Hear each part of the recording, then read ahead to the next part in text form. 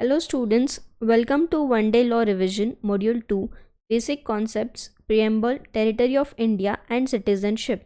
Let's quickly go through the synopsis first. Here we will cover the basic concepts under the constitutional law, that is what is the constitutional law and constitutionalism, forms and characters of various models of constitution. In these we will see 5 models, salient features of the Constitution of India, and the remaining part, that is preamble, territory of India and citizenship, that we will cover in different parts of this module 2. As this module 2 is a huge topic of constitution law 1, so I have tried to put it into 3 parts. So of module 2 we have 3 parts, A, B, C. This is part A. So let's get started. Concept of constitutional law and constitutionalism. तो पहले तो हम ये समझते हैं कि constitution क्या है. Constitution is the supreme law of the land. Both constitution law और कॉन्स्टिट्यूशनलिज्म रेफर करते हैं लीगल फ्रेमवर्क ऑफ कंट्री. तो कॉन्स्टिट्यूशन तो हो गया सुप्रीम लॉ ऑफ इंडिया. अब कॉन्स्टिट्यूशनल लॉ क्या है? It is the study of rule. Law मतलब rules, doctrines, principles which are related to constitution, मतलब कॉन्स्टिट्यूशनल लॉ. और कॉन्स्टिट्यूशनलिज्म क्या है? It is a system of governance. It is a system under which power of government is limited to rule of law. तो constitution क्या हो गया? Supreme law of the land. Constitutional law क्या? Constitution related law को हम बोलेंगे constitutional law. और constitutionalism मतलब क्या? एक सिस्टम है ये गवर्नमेंट का जहाँ पे उनके पावर्स लिमिटेड है to the rule of law. अब जो कॉन्स्टिट्यूशनल लॉ ये टर्म है ये बहुत एक्सटेंसिव है. इसमें कॉन्स्टिट्यूशन आ गया, जुडिशियल प्रेसिडेंट्स आ गए, स्टैट्यूटरी लॉ आ गए, कन्वेंशंस आ गए, rules, laws, doctrine, provisions, everything. तो ये एक ब्रांच है. It's a right power of branch of the government at central, state and local level. तीनों भी लेवल की बात करता है कॉन्स्टिट्यूशनल लॉ, जहाँ पे अलग अलग रिस्पॉन्सिबिलिटीज़ और फंक्शंस दिए हैं तीनों भी लेवल के, सेंट्रल, स्टेट एंड लोकल. यहाँ पे roles, power, structure of different entities define की गई है. अब डिफरेंट एंटिटीज़ क्या है? एक तो लेजिस्लेचर, एक तो एग्जीक्यूटिव और एक जुडिशरी. लेजिस्लेचर मतलब लॉ मेकिंग बॉडी, एग्जीक्यूटिव मतलब जो लॉ को एग्जीक्यूट करती है, जुडिशरी मतलब जो देखती है कि लॉ अगर ठीक से एग्जीक्यूट नहीं हुआ तो पनिश. अब इंडिया, यूएस, सिंगापुर ऐसी कंट्रीज़ में कॉन्स्टिट्यूशन को डिफाइन किया है इन द रिटन फॉर्म. यहाँ की जो कॉन्स्टिट्यूशन है वो रिटन फॉर्म में, मतलब जो कॉन्स्टिट्यूशनल लॉ है यहाँ का ये सब्जेक्टिव है and it can be ratified from time to time. Constitutional law regulates the government of a state and it is a study of set of rules which govern the relationship in a state between ruler and the ruled. Ruler कौन है? Government. Ruled कौन है? People of India. तो constitutional law supreme law हो गया. और बाकी जो भी लॉ है which are in confirmation with the constitutional law, containing law governing the people of India या concerning the governments are all included in the constitutional law. अब कॉन्स्टिट्यूशनलिज्म क्या हो गया? ये एक डॉक्ट्रिन हो गया, ये एक सिस्टम हो गया जहाँ पे हम देख रहे हैं कि गवर्नमेंट अथॉरिटी के पास क्या क्या पावर है और वो पावर लिमिटेड रहेंगे. क्यों? किसको? To the rule of law. It is majorly regarded as system of governance. एक सिस्टम है in which power of government is limited by law, checks and balances to reconcile with individual and collective freedoms. Power limited क्यों है? क्योंकि individual को उसका freedom में मिलना चाहिए. कॉन्स्टिट्यूशनलिज्म के अलग अलग मीनिंग है बट जनरली उसका एक मीनिंग क्या है? It is a complex of idea, attributes, pattern of behaviour elaborating the principal that the authority of government derives from and is limited bye a body of fundamental law. Is limited. Limit कौन कर रहा है? A body of fundamental law is limited by rule of law. एक system है ये. इसका meaning क्या हो गया? लिमिटेड गवर्नमेंट या फिर गवर्नमेंट के ऊपर लगा हुआ लिमिटेशन. ये रिकॉग्नाइज करता है गवर्नमेंट की नीड को विद देयर एडिक्वेट पावर और सेम टाइम पे उनके जो पावर है उस पर लिमिटेशन भी लाता है. क्यों? टू प्रिवेंट आर्बिटरीनेस, मतलब झगड़ा.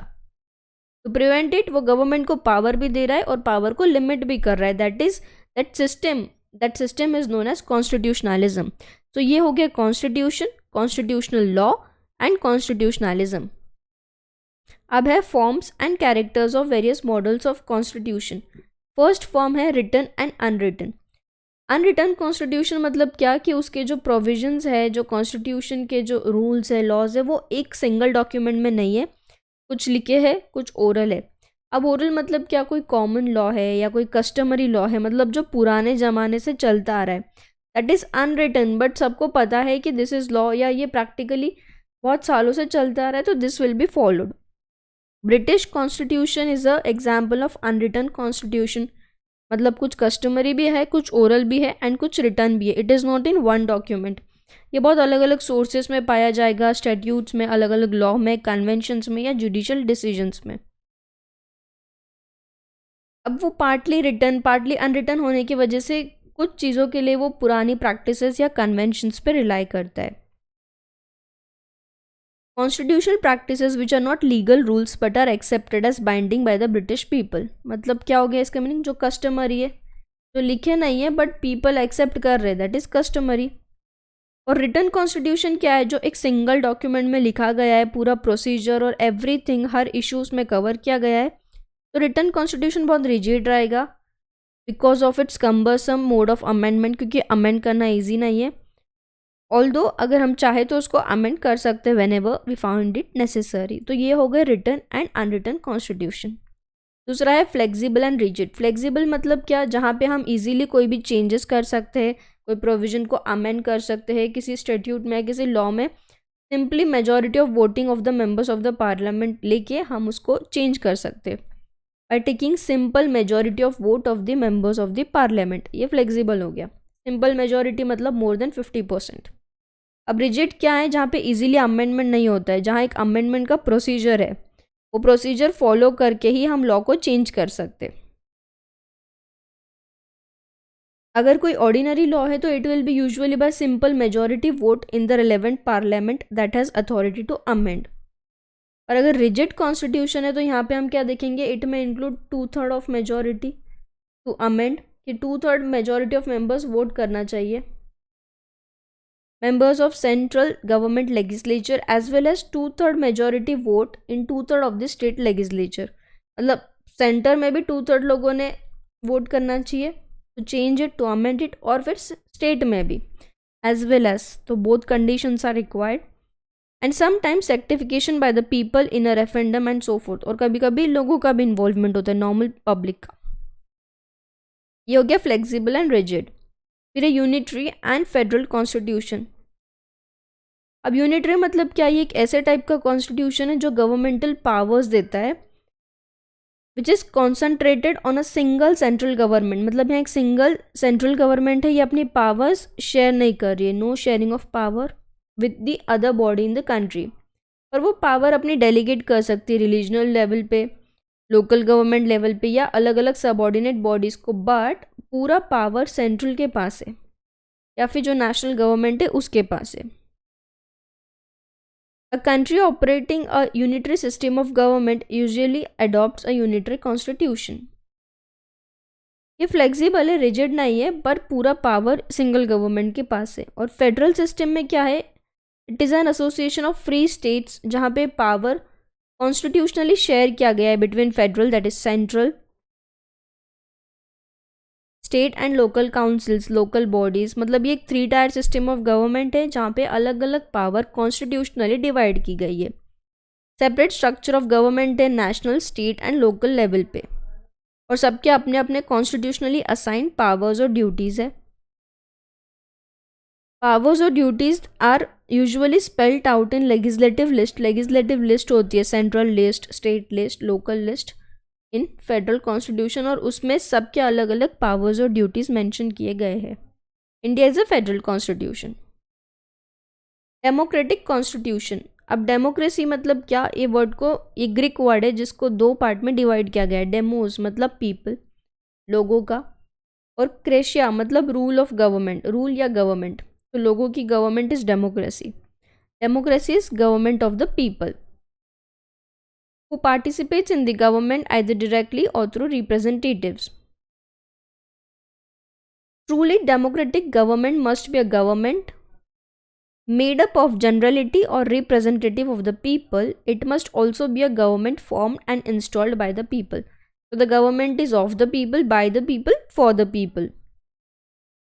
A democratic constitution is a constitution जहाँ पे वो लोगों को अलाउ करता है कि वो खुद का लीडर खुद चूज कर सके बाय वे ऑफ इलेक्शन, या किसी लीडर को रिजेक्ट कर सके जब वो लोगों के इंटरेस्ट में या लोगों को सर्व नहीं कर रहे ठीक से, तो they can reject the leader. So this is democratic constitution, जो इंसानों के लिए है, इंसानों ने बनाया है, and it will B for the people, bye the people and by the.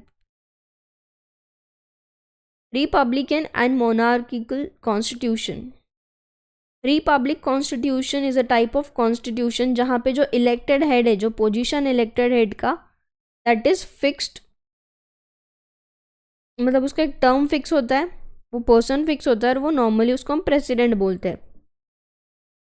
Monarchical constitution को समझने के लिए पहले हमको मोनार्की को समझना पड़ेगा. मोनार्की मतलब रूल्ड बाय किंग, क्वीन या emperor. A monarchical constitution is actually a dynasty where the monarch is succeeded by his or her child. मतलब एक राजा है, किंग है, after him prince becomes the king and then he will rule the country or the place. तो that is monarchical constitution. और Republic मतलब क्या, systematically एक position पे एक इलेक्टेड पर्सन को बिठाया गया है फॉर अ फिक्स्ड टर्म, जिसको हम प्रेसिडेंट बोलते हैं. अब मोनार्की में भी दो टाइप के हैं, absolute monarch, constitutional monarch. Absolute मतलब सारे एब्सोल्यूट पावर्स उसको दिए गए, उस एब्सोल्यूट रूलर को पूरे डिवाइन राइट, पूरे पावर्स दिए हैं, और they are not limited by constitution if any, उसमें कोई लिमिटेशन नहीं लगाया गया है. और कॉन्स्टिट्यूशनल मतलब क्या, मोनार्किकल कॉन्स्टिट्यूशन है, monarchy is the ceremonial head of the state and a symbol of nation but with limited powers. यहाँ पावर्स लिमिटेड है और यहाँ पे लिमिटेड नहीं है, there is no limitation on absolute monarch. ये हो गए 5 टाइप के फॉर्म्स एंड कैरेक्टर्स. क्या क्या देखा हमने, written, unwritten, flexible, rigid, unitary, federal, democratic constitution, republican and monarchical constitution. और ये 6th है presidential and parliamentary constitution. Presidential मतलब क्या, सारे जो एग्जीक्यूटिव पावर्स है वो सब प्रेसिडेंट के पास है, who is head of the country, that is who is head of the state and head of government. President अपने सारे एग्जीक्यूटिव पावर्स को एक्सरसाइज कर सकता है आइदर डायरेक्टली बाय हिमसेल्फ या थ्रू वाइस प्रेसिडेंट या मिनिस्टर्स या officers in the public service of the country. President के पावर्स कॉन्स्टिट्यूशन में रहेंगे दिए हुए, and he will have to apply all the laws made by the parliament for the time being in force. और parliamentary constitution मतलब क्या, जहाँ सारे एग्जीक्यूटिव पावर्स गवर्नमेंट के प्राइम मिनिस्टर के पास है, who will be considered as the head of government and head of the majority party but is not the head of the state. Head of the state नहीं है, president head of the state as well as government था, but prime minister will be head of government and not head of state. जहाँ पे ये constitution practice किया गया है वहाँ पे हेड ऑफ स्टेट कौन रहेगा, वो exercise only ceremonial function, may be a monarch or a president who is figurehead, symbol of the state and father or mother of the nation as the case may be. Most times prime minister in the cabinet are all members of the same party or coalition equals. तो ये हो गया presidential and parliamentary constitution. Salient features of Indian constitution. Lengthiest written constitution. तो पहला feature क्या है कि जो इंडियन कॉन्स्टिट्यूशन है वो रिटन है, और वो सबसे बड़ा लेंदीएस्ट रिटन कॉन्स्टिट्यूशन है. Constitution is a written constitution which happens to be the lengthiest written constitution. ये बहुत कंप्रीहेंसिव है, एलाबोरेटेड है, बहुत डिटेल्ड डॉक्यूमेंट्स है.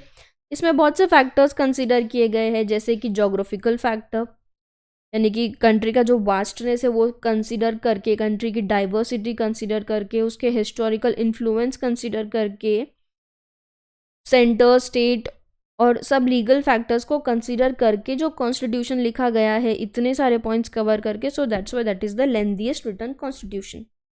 दूसरा फीचर है ड्रॉन फ्रॉम वेरियस सोर्सेज. अब इंडिया का जो कॉन्स्टिट्यूशन है ना, वो हमने बहुत जगह से पढ़ के, बहुत जगह के प्रोविजंस को बोरो करके अलग अलग कंट्रीज़ के बनाया है.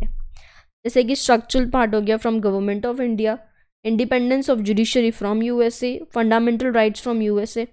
भले ही हमने ये बोरो किया है, बट ये बोरोड फीचर्स को भी हमने अपने हिसाब से चेंजेस किए उसमें इंडिया के कंडीशंस को ध्यान में रखते हुए।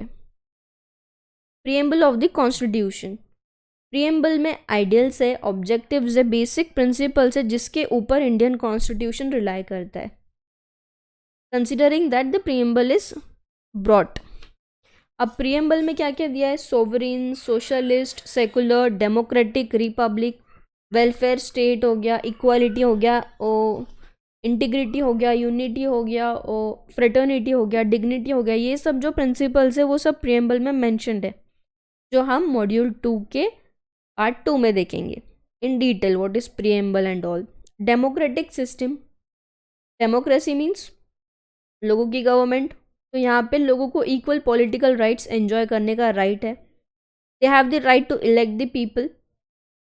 India is a republic, republic मतलब यहाँ पे किसी मोनार्क का रूल नहीं है, किसी किंग या क्वीन का रूल नहीं है। इट यहाँ पे एक प्रेसिडेंट इलेक्ट होता है for a term of 5 years। Union of states, Indian constitution के आर्टिकल 1 में दिया है कि भारत ये एक यूनियन ऑफ स्टेट्स है, India is a union of states. Fundamental rights and duties, जो कॉन्स्टिट्यूशन के फंडामेंटल राइट्स है वो ड्यूटीज़ है वो सब इंडियन कॉन्स्टिट्यूशन में दिए हैं। तो कॉन्स्टिट्यूशन डील करता है कि सब ह्यूमंस को ये बेसिक फंडामेंटल राइट्स मिले। 6 फंडामेंटल राइट्स है and they are right to equality, right to freedom, right against exploitation, right to freedom of religion, cultural and educational rights and right to constitutional remedies, ये दिया है article 32 में। फिर है directive principles of state policy, directive principles भी यहाँ mention किए गए हैं ताकि हम सोशल इकोनॉमिक डेमोक्रेसी इम्प्लीमेंट कर सके। पार्लियामेंट्री सिस्टम है, मतलब प्रेसिडेंट है, president is the head of the government और वो पावर्स एक्सरसाइज कर सकता है both on central as well as state.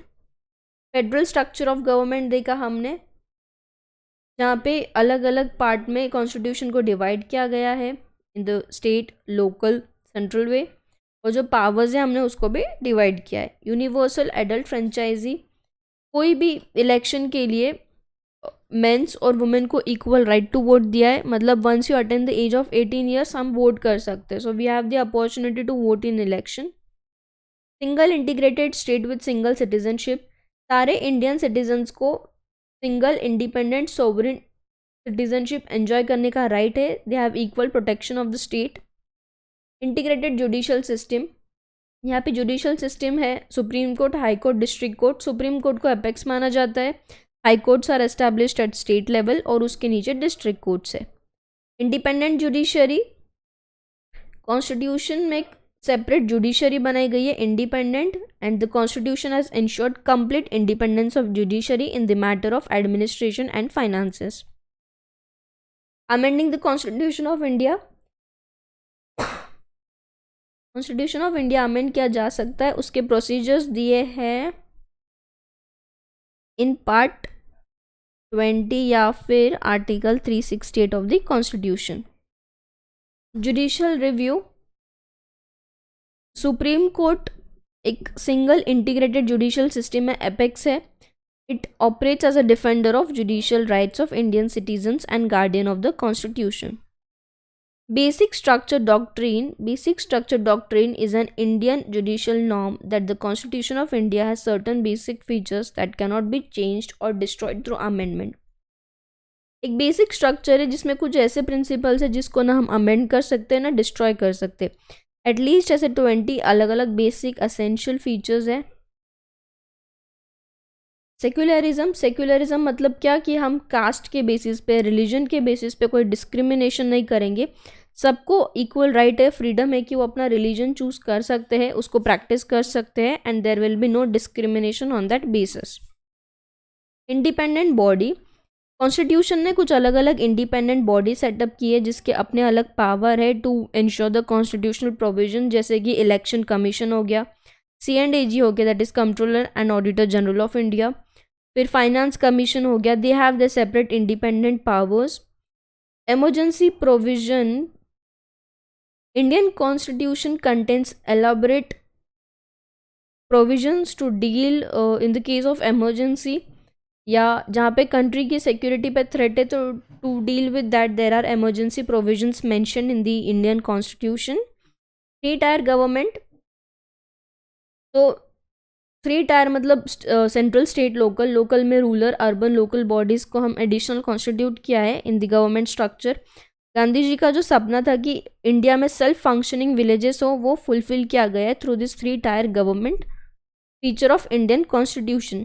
तो ये बहुत सारे फीचर्स हैं इंडियन कॉन्स्टिट्यूशंस के, एटलीस्ट 10 तो भी तुम लोग याद रख पाओ, इसलिए मैंने इतने सारे मेंशन किए। And you can write about it in the exam. कुछ तो मोड्स है, मॉडल्स है कॉन्स्टिट्यूशन के, जैसे पार्लियामेंट्री कॉन्स्टिट्यूशन हो गया, फिर हमारा रिपब्लिकन है, डेमोक्रेटिक है, फेडरल है, फ्लेक्सिबल है, रिटन है।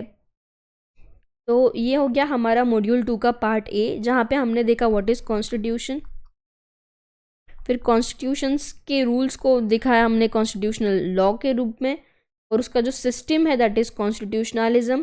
फॉर्म्स एंड कैरेक्टर्स देखे 6 टाइप्स के, that are the models of constitution.